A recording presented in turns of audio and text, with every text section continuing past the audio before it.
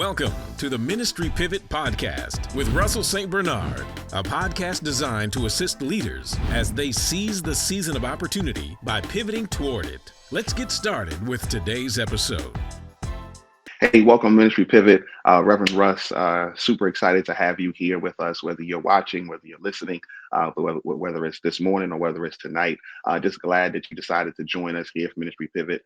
Please make sure that you like, you comment, you share, you subscribe. I am excited about this pivot. I know I say that every single time, but I am super thankful to the Lord for allowing me to connect with people and really to have a relationship that I've had for years with several people. And this person is no different. Today, we're able to talk with Dr. Jeanette Snider, who is an associate professor there at the University of Maryland, College Park. And she and a team have been able to create and to produce a course that is on anti-Black racism, anti-Black racism course, and it is super meaningful course. We talk about so many things, but I just can't wait for you to listen to this course. But please listen to me. Don't tune this off. Don't drop this off. Don't think, oh, I don't need to hear that. This is meaningful for everybody, every race, every hue. This is super exciting for us to be able to understand the plight of a demographic of people, but also to understand our answer and the way in which we can help. So without me talking any further, let's go ahead and jump into my conversation with Dr. Snider.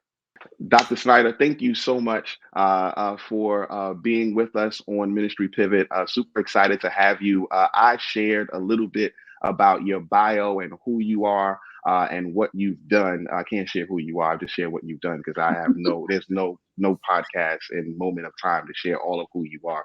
God has created you. But I'm super excited to have you on here, Dr. Snider, Dr. Jeanette, Sister Jeanette. We love you in the St. Bernard household.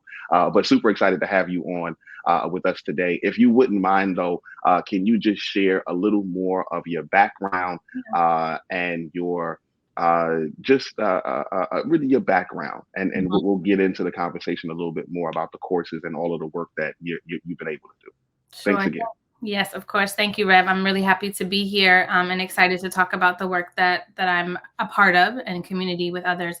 But to give a little bit of background, I'm from Northern Virginia. So I actually went to school out in Williamsburg, Virginia, and studied government politics. Knew I wanted to get involved at like the policy level or just some broader things.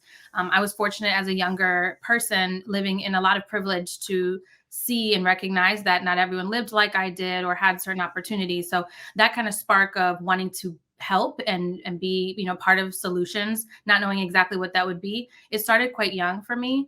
And so when I got to college, I studied government politics, wanted to go become a lawyer, a politician. I actually interned on the Hill and realized this is not for me. This is not the way that I'm going to be most effective because, to be honest, politics is personal and I can't really separate it and just get too emotional and too invested in it. So I tried to find another avenue and I realized that higher education was going to be that avenue for me. And again, through mentorship, I actually saw folks around me. I'm like, wow, you're one of the reasons why I stayed here. You're one of the reasons why I thrived, this and the third. Realized, hey, maybe I could be that for some other students and some other people. And so just shifted and pivot my impacts, right? So instead of the politics route, I wanted to go education route. And then that put me on a trajectory to go to the University of Maryland to get my master's degree. Because for those who might not know, to really elevate yourself in higher education, you have to get advanced degrees. It makes sense.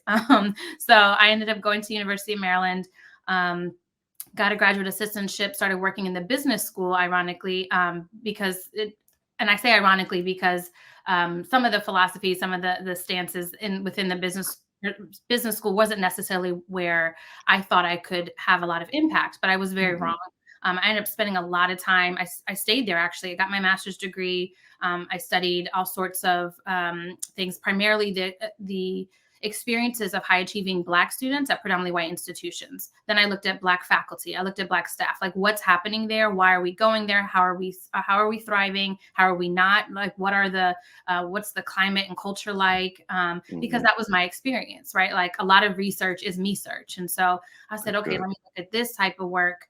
And honestly, it really frustrated me to do this research because I was looking at stuff at the time that was like 50, 60 years old, research that we were duplicating. And I'm like, nothing really feels like it's changed. It felt so familiar, that 50, 60-year-old article, to Yeah, what yeah, I had experienced. I was like, yeah. what? So yeah. So number one, like, red flag, that was a problem for me. So I got really frustrated. I started pivoting a little bit in my research, looking at multiracial students. I do have a white father, Black mother, grew up, again, Northern Virginia, which is the loving state where anti-miscegenation laws were first outlawed in the country. So Black and white people, or Mm, people of different races, could start to marry. So it was really, significant, but I never really researched that part of my identity. So that got even more in the weeds, right? Like, I'm starting to learn even more about the complexities of race and racism and how it shows up. And so graduate school and research allowed me to kind of explore those things. Simultaneously, I was then working at the business school, kind of seeing high achieving Black students, right, drowning, a lot of them not doing well, wow. not having support systems. So seeing gaps there. And so the administrative side of me was able to really, I think, have an impact, right, to ensure that there was greater access for Black students and people of color in the business school, which is very much, it's very exclusionary. So Yes. I fought for those types of experiences, high school summer program, enrichment programs, Hmm. taking students abroad to South Africa so that they could see Black people leading study abroad programs to take them to a country that's predominantly Black on the continent. Never happened at the undergraduate level at the business school. Wow. So many different things on top of then pursuing my PhD. So yeah, so I stayed there for quite some time. And then most recently, I know that's what we're going to dig into more, but more recently shifted to an assistant research professor position for the Social Justice Alliance and Anti-Black Racism Initiative, which, happy to talk about how that all came to be. But it was a brand new position, never been created before. I believe it was created for me. I know God brought that to me very sincerely. I mean that, because I didn't know what I wanted to do or what my next impact, where I was going to have impact next. And it just, yeah, it was just absolutely amazing. And I'm really, grateful and proud to be a part of this team. That is awesome. And you said a lot, which is why I have you on here, which is great. But I want to back up for a minute and just qualify a couple things. So, Dr. Snider also served with me in ministry, in youth ministry, and she was. So I know you said a comment like, "I hope I was helping with the Black students." No, she was. So like, shout out Kingdom Fellowship, Pastor Watley. But every time I had a student who I knew was on the campus, I would call Jeanette. I'm saying, hey, and Jeanette would help navigate, because College Park is awesome, but College Park does not look like me. And it was, I know there were some students who had, I think you said it, who had more potential than the school may have been able to pull out. But I know that I felt super safe allowing them to connect, and super blessed to connect them with you. So you were doing that. But I'm also saying it for those who are listening, for those who are watching, that God may be placing you in a position for you to be that for others. Because Jeanette was, Dr. Snyder, I'm respecting, because you went to school No, for a long time, please, did a lot for it. no. No, no, no, no, no, no, no, I'm doing it.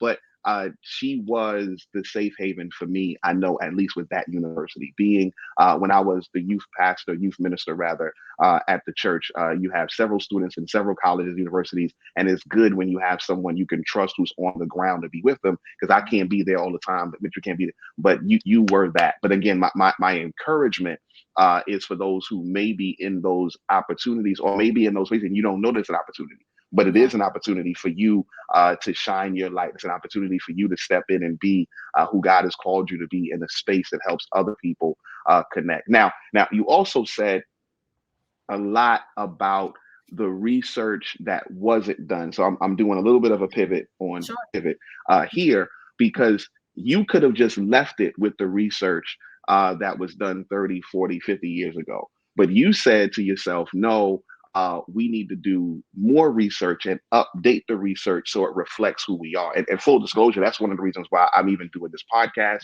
One of the reasons why I write, because while I appreciate the work that has been done, and please hear me clearly, those who are watching, those who are listening, I know that God has gifted those who have done it, but I also know God has gifted those who are working to try to do the work. And Mhm. sometimes the work doesn't represent us.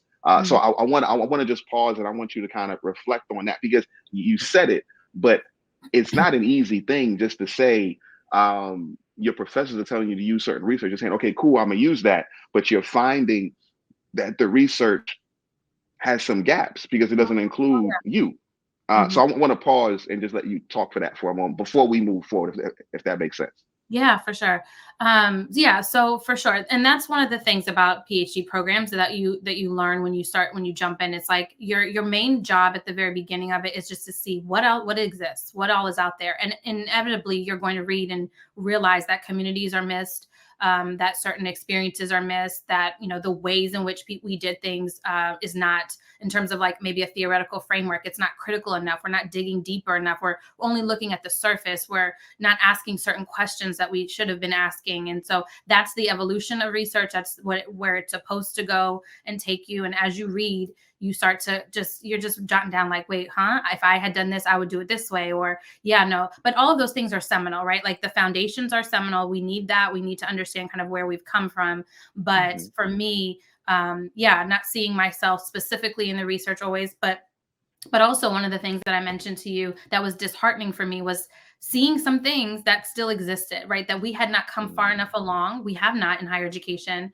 where the fact that some of this stuff actually does still feel familiar, and it shouldn't be, right? Like I shouldn't say that someone who had was in higher education 50 years ago and today is still experiencing similar things. Like where have we gone wrong? And there's many things, right? But I think that was a big kind of aha moment for me, as well as what is missing, and then where do I kind of fit in. And the dissertations, and I know, I don't know anyone who actually reads them for fun, but those are meant to fill gaps, right? Those are meant to give us new theories, or give us new insights, and to give voice to voiceless people that are often left out of these conversations. And we know within research that Black people in particular, other people that live on the margins, are often not included in these conversations. And so my job and my colleagues and my classmates, that has been our charge. And yeah, and we've been doing it, and we'll continue to do it. And so that's what makes research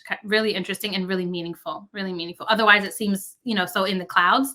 You're like, Yeah. oh, what is that? No, it actually does. It does have utility. It does have a place in this world. I think we need to just do a better job of sharing out our findings and things. But yeah, it's pretty interesting, and I'm grateful to have been a part of it. No, we're thankful to have you do the work, to have you do the work and now teach the work. So I got one question before I ask about the course. Okay. What was your specific PhD in?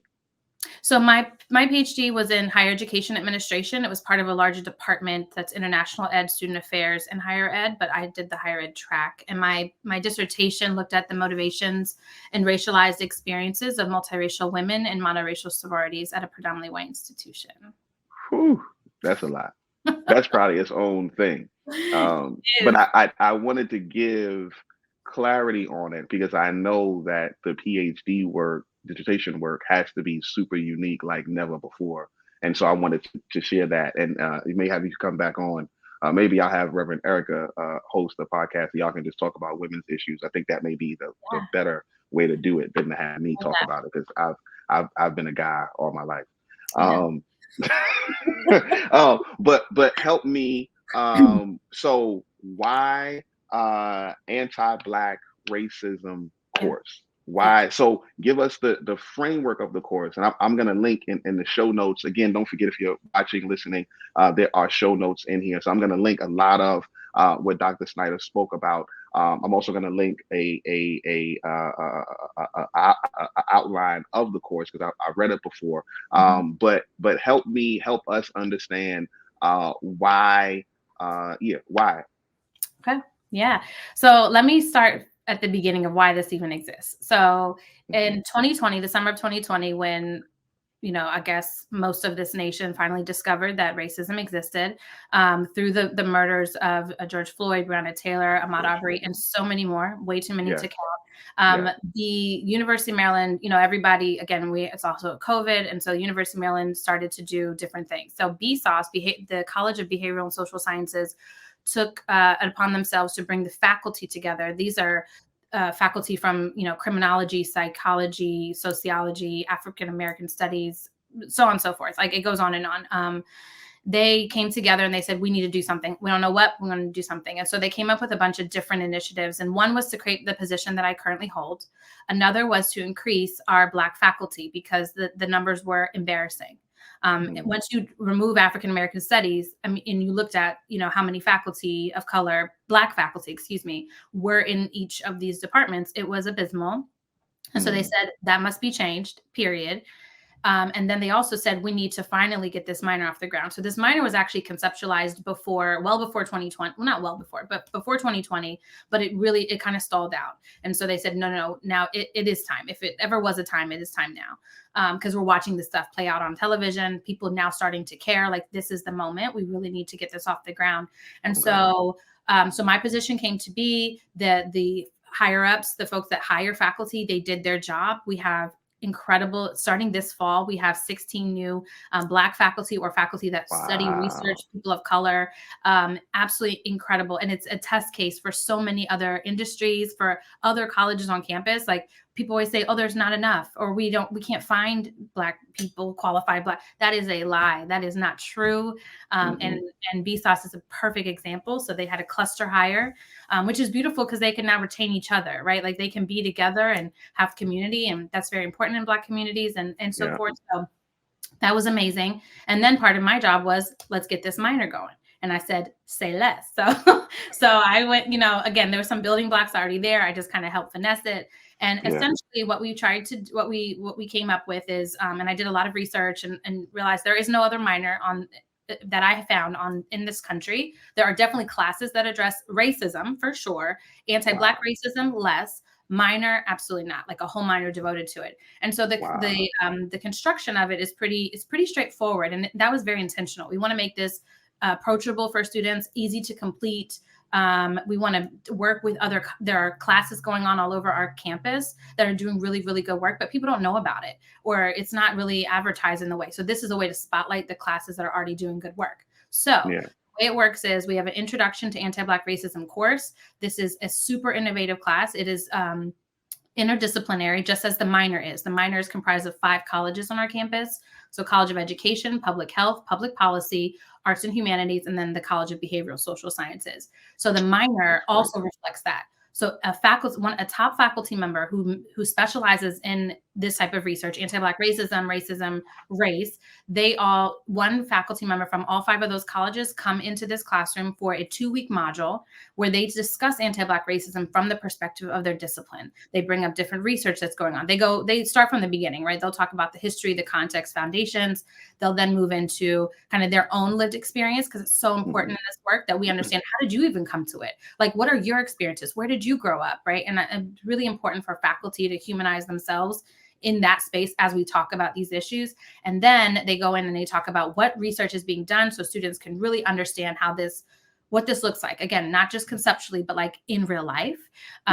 And so 5 faculty come in, they do 2-week modules, and then we do like really hot topics in between. So we did policing and criminology, which of course is huge when it comes to anti-Black racism. It permeates that entire institution, all of them actually.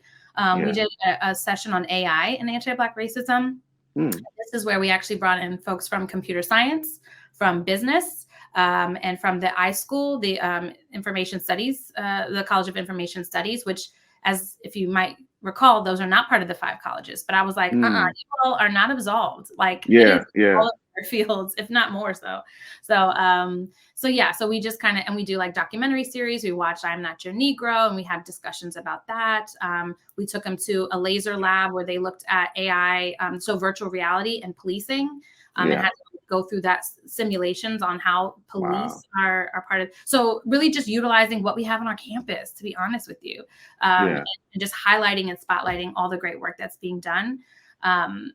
So that's the first class, and I know we'll dig in more to that, but then we have 5 classes that one from each of those 5 colleges I mentioned that are really that the emphasis of those classes, they already exist, are around anti-Black racism. So students have to select one of those 5. They pick whatever kind of makes sense for them. It could fit their major, it doesn't have to. They get 2 electives. We have a nice long list that's ever growing, and a list of classes, again, that have a significant anti-Black racism focus. And I did a lot of work with colleges and faculty all across campus to identify those courses. And then Yeah. finally applied excuse me, applied anti-Black racism. That is the final course. And this is where they actually get to take what they've learned and evaluate their own industry, their own fields, right? So if you're going into business, I want you to maybe interrogate your internship. Kind of think about that experience that you had over the summer, because that's typically what they'll be doing. And I want you to actually come up with some solutions, like identify, being more aware. Like this marriage really bring up a lot of awareness. So being able to evaluate, that company, their culture, their practices, policies, whatever, come up with solutions. Or if you want to do empirical research, you can do that. If you're in, the bio or whatever your field is, we're going to find a way to create somewhat of an independent study where you can actually apply what you've learned to the field that you're going into, because that's what's really important to me, or not to me, to the team. So yeah, no, I think that's great. You said obviously several things. I'm gonna go back to the last thing you just said in a moment, because I do think just the zoom out. I always tell the teams about that, being able to zoom out into the other fields, right? The other areas. So I think being able to empower students once they go through to finish, and I say now examine yours, right? Which helps it kind of infiltrate all the way down. But I want to say, so you brought in the tech side, which I think is super important, right? Even though it's not a part of the 5. First of all of the diversity of disciplines, I think, is super important, right? And then having somebody on that staff that's in a meaning, and not everybody who serves and works as a meaningful role, I'm trying to say, but having somebody who's higher up teaching it is also going to help, not just them teaching it in my mind, but it's going to help in how they practice and how they speak with those within their class. So I think that is super cool and super dope. But on the AI side specifically, because there's so much in technology, and oftentimes I remember that there was a study years and years ago when they first came out with those automatic hand washing things in the restrooms, and how they didn't all work for different skin tones. But when you don't have it in mind, you don't. And I do work on our side. I'll try to link. Brianna helps me in the background. Brianna, we'll try to find that article. But I know when I do work with companies that I'm able to do work with now, I know that sometimes if you're not at the table, or somebody like you at the table, then you're not thought of. And there's very specific examples that I can deal with. But I think that is that a part of the goal. So I said all this to say the goal of this course is to do what? And I'm assuming that that's part of the goal, but I would love for you to articulate a little bit more about what's the goal? What are you hoping that students will get as they matriculate through? And hopefully they have to finish, right? They can't just like tap out. Can they tap out? They can. They absolutely can. And what's interesting, so to answer your question, absolutely. I mean, awareness at the very basic level. I think that's where we have to start, unfortunately, because especially as you see how education is just being attacked left and right anyway.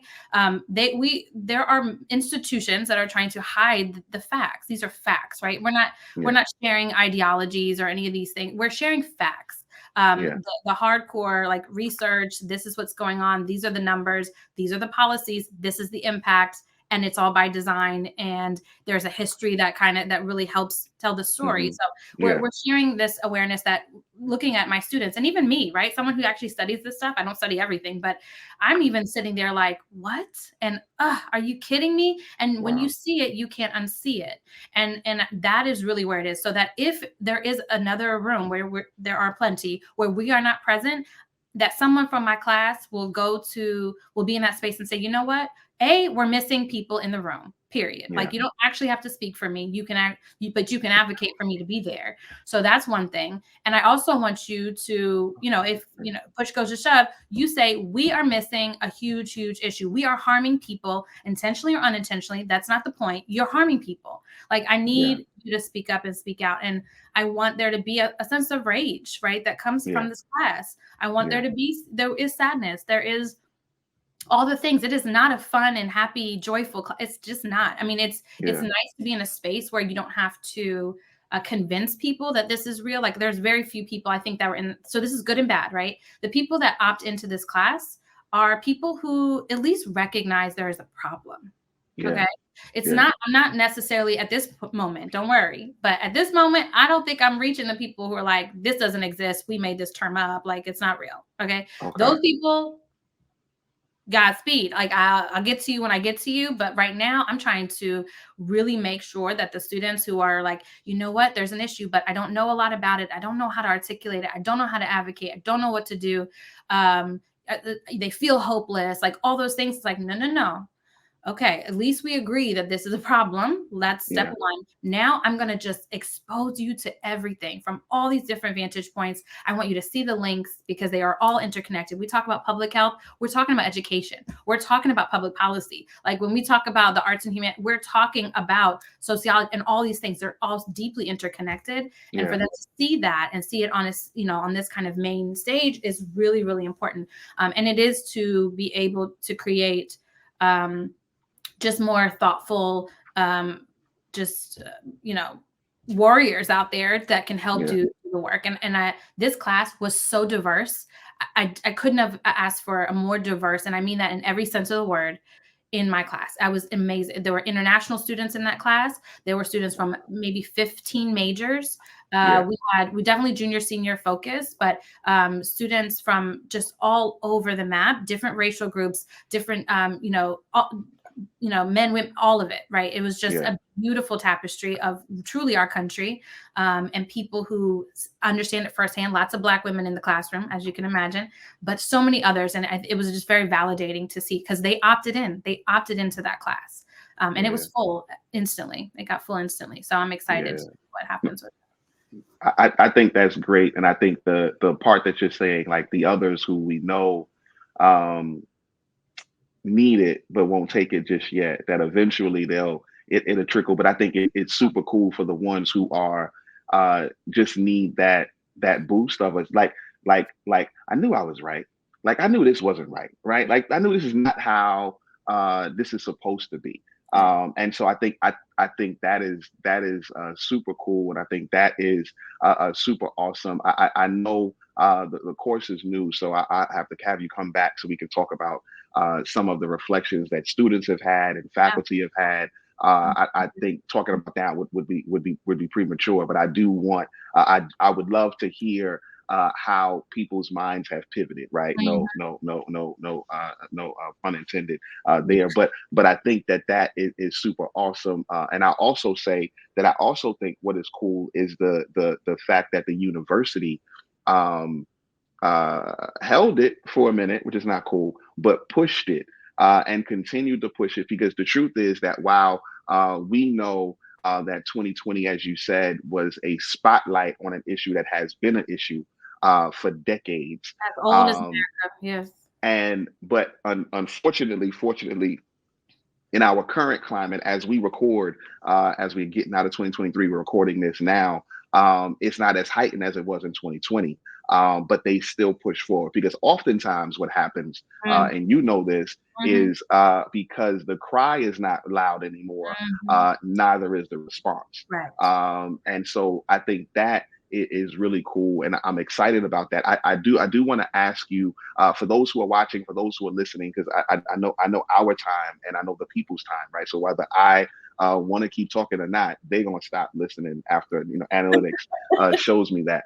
But I do want to ask you if there were so somebody who's listening, who's watching, maybe they're a pastor, maybe they're a leader, maybe they are a layperson, maybe they're an executive leader, and they're interested, because we don't know what we don't know, right? So I'm going to list some books like The Whitening of Christianity. I'm going to list some books like The Reason for Rage. I'm going to list some books in our show notes. But I would love for you to share some notes or some books or some resources that those who want to dig deeper, those who want to know more about it, those who may have stumbled upon this, and I hear you talking to the Lord. I'm not spooky, I'm just saying it. But those who may have stumbled upon this and are saying to themselves, I've never heard this before. And I appreciate you getting on. I appreciate you watching and listening all the way through, even to the title that we're going to name on this. But those who are saying, I want to, because you don't know what you don't know. It's true. Right. And so there are some of my colleagues in the faith who don't look like me, who are watching, who are listening, and may be inspired to just learn more. Yes. If you can share some resources with them, that will be helpful and critical. A lot of my resources will be Christian resources, Right. but I know you have a wider lens on some resources that I think would also be helpful. Yeah, absolutely. Yeah, I'm even happy to share like our first iteration of our syllabus, or just like pull some of those important Awesome. articles that came out. And what I also love about it is we are teaching Gen Z, right? And so they don't necessarily always want to read everything. And so we've been bringing in NPR, clips or other podcasts that kind of dive deeper into these concepts. One of the assignments that I gave them is to create a podcast themselves, to create a website. How would you disseminate this information to people who, again, maybe don't have a lot of time, or are just kind of, we want a snapshot, but we want to draw them in so that they start paying attention to these things that are actually literally all around us all the time. Wow. It's the fact of the matter is we don't stop and think about it. We don't interrogate it. But again, I hope the 35 students who took this class and the others who are impacted, because we try to even go beyond just the classroom experience to the wider campus community. How are we disseminating this information so that people just take a minute and say, why is it, does it always have to be this way? Like, why can't we start to say, this doesn't make any sense. Why we did it before? Just because we did it before doesn't mean we have to continue, right? The dehumanization, the devaluation, the systematic oppression of Black people does not have to continue. And the numbers that we see is not an indictment on Black people. It is an indictment on the systems and structures of this country. And that is kind of where you finally get to a breaking point. We hit a breaking point. We already did. Yeah. To your point, folks have started to kind of chill out. If it doesn't affect me, it's not going to, I don't need to worry about it. But back then we didn't have a choice. It does affect you. It does affect you.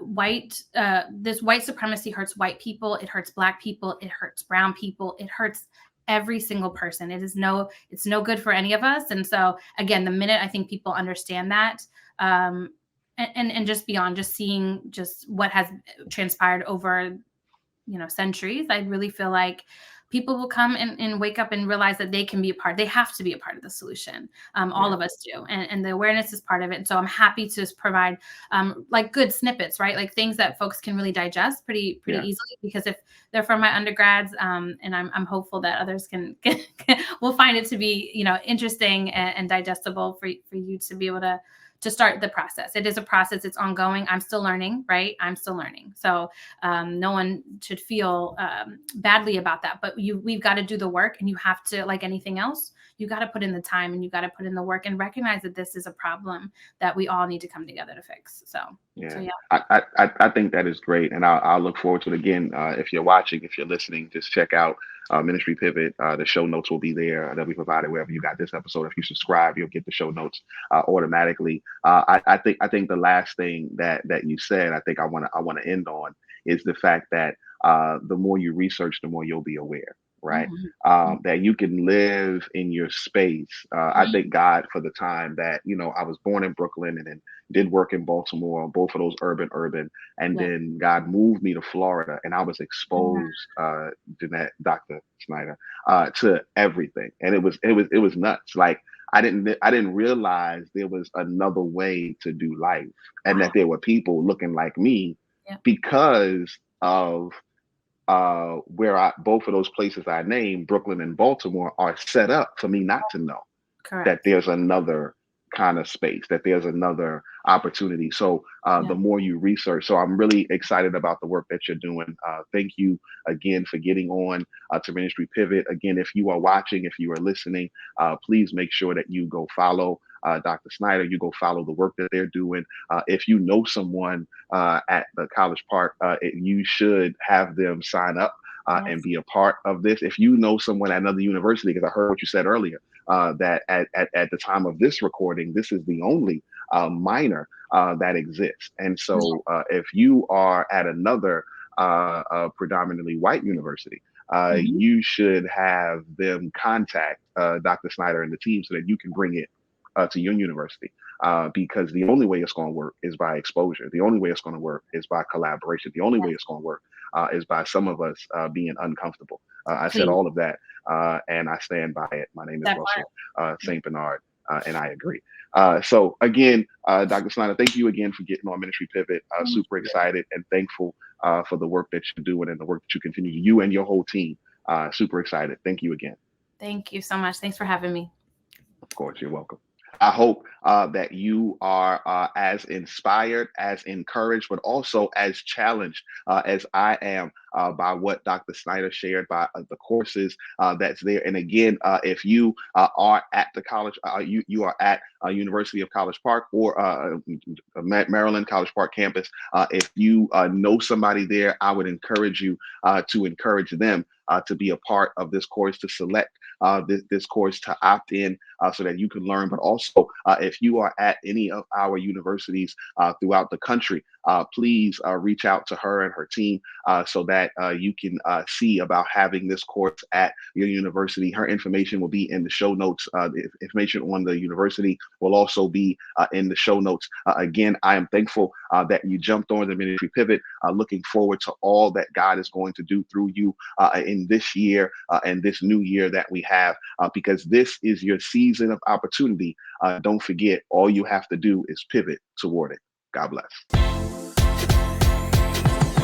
That's it for today's episode of the Ministry Pivot. We hope you enjoyed listening and gaining some valuable insight. Don't forget to subscribe to our podcast on your favorite platform so you never miss out on our future episodes. And if today's show has resonated with you, please leave us a review to help others discover our podcast. For more resources and updates, visit our website at ministrypivot.com. And be sure to join our email list as well as follow us on Instagram at Ministry Pivot. Thanks for joining us today, and we're excited to have you back next time for another insightful episode of Ministry Pivot. Stay connected, keep pivoting. We'll see you soon.